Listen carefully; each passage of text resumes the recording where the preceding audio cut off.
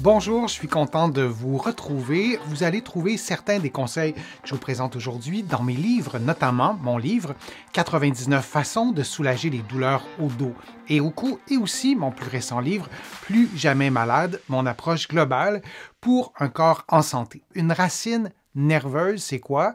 Bon, une racine d'un arbre. Alors, on va partir de cet exemple-là pour regarder les racines nerveuses. Alors, on a en haut ou en tout cas dans l'illustration que je vous montre, la partie supérieure, on a la moelle épinière, il y a comme un petit papillon, un petit X, tout le monde voit ça, et on a des nerfs qui vont partir de la moelle épinière pour aller jusqu'aux muscles, vous le voyez, ou à droite, la peau ou les organes ou d'autres régions du corps. Donc, il va y avoir des nerfs qui sont sensoriel pour sentir, par exemple, ce qui se passe au niveau de notre peau, ou moteur.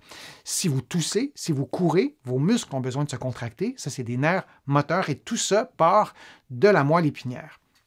La racine nerveuse, c'est ce qui émerge de la moelle épinière. Vous voyez, j'ai mis les deux flèches noires.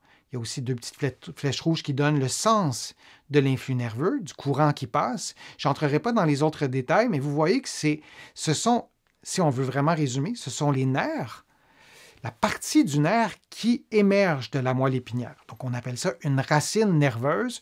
L'illustration, elle est simplifiée. Il y en a beaucoup des racines nerveuses et il y a beaucoup de nerfs et le nerf va se ramifier. On n'entre pas dans ces détails-là. On revient très près de la moelle épinière et on voit où sont les racines nerveuses. Il manque beaucoup de choses, là. Il n'y a pas d'os autour de la moelle épinière, c'est le cas de le dire. Il n'y a pas de vertèbres.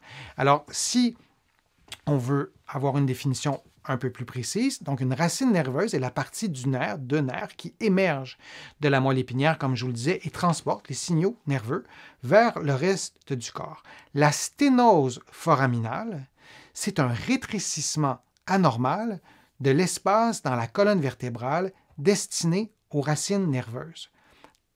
La racine et la moelle épinière passent à travers l'ossature d'une façon ou d'une autre. La moelle épinière passe dans le canal spinal. C'est vraiment un trou qui est là, au centre de la vertèbre, ou disons, pour simplifier, au centre de la vertèbre, et l'empilade de toutes les vertèbres va former le canal spinal.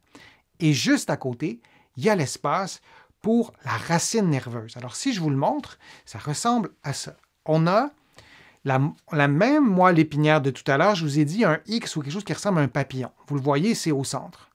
On a le corps vertébral qui est en mauve ou en lilas, et on a l'os qui est en couleur pâle, en couleur pastel. Et ce qui est jaune, c'est le tissu nerveux. Et ce qui est, bon, vous le voyez, ce qui est encerclé, c'est la sténose foraminale.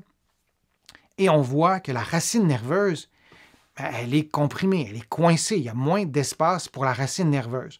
Tout ça est en 3 dimensions. Je vous le montre en 2 dimensions et on va rester en 2 dimensions.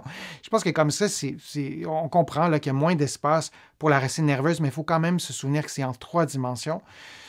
Donc, sur certaines prises en 2 dimensions, on peut avoir l'impression que c'est très coincé. Quand on regarde autrement, c'est plus nuancé. Mais là, pour aujourd'hui, on le voit comme ça. Alors, on voit qu'il y a moins d'espace pour la racine nerveuse. Et on a plusieurs racines nerveuses, il y a plusieurs niveaux.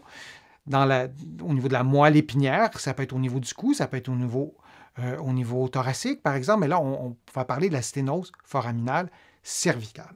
Alors ça, c'est ce qui se passe quand on la regarde. Maintenant, les causes de la sténose foraminale, et là, vous allez peut-être, je vais dire, vous reconnaître, ou en tout cas, reconnaître quelqu'un que vous connaissez. On a les processus inflammatoires comme l'arthrite. Il y en aurait d'autres, mais l'arthrite, par définition, c'est un processus inflammatoire. C'est associé à un risque d'inflammation. L'inflammation, c'est du liquide, c'est des substances qui vont se placer à cet endroit-là et qui vont réduire l'espace pour le nerf. Il va y avoir de l'enflure pour le simplifier.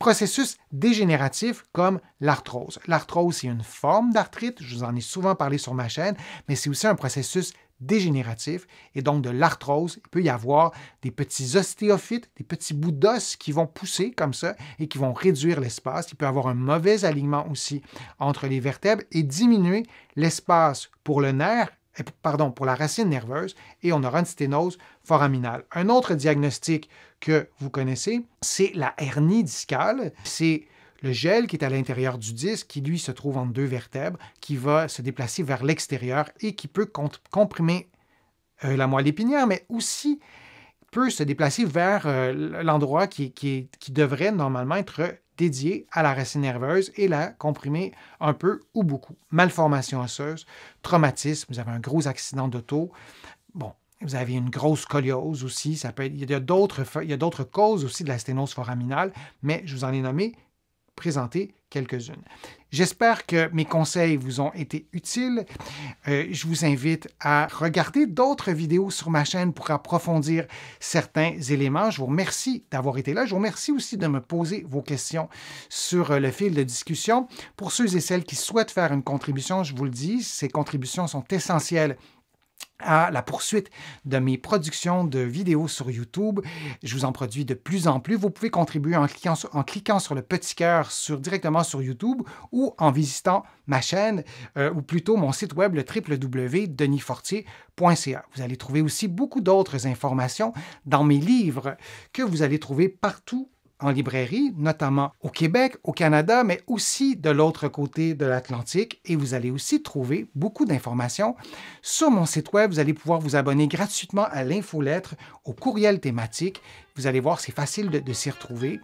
Alors, n'hésitez pas à m'interpeller sur les réseaux sociaux. Ça me fait toujours plaisir de vous lire. Je lis tous vos commentaires et j'essaie d'y répondre quand je peux en personne ou sinon, j'y réponds à travers d'autres vidéos. Alors, je vous dis à une prochaine fois, à un prochain direct, peut-être à une prochaine vidéo. À bientôt.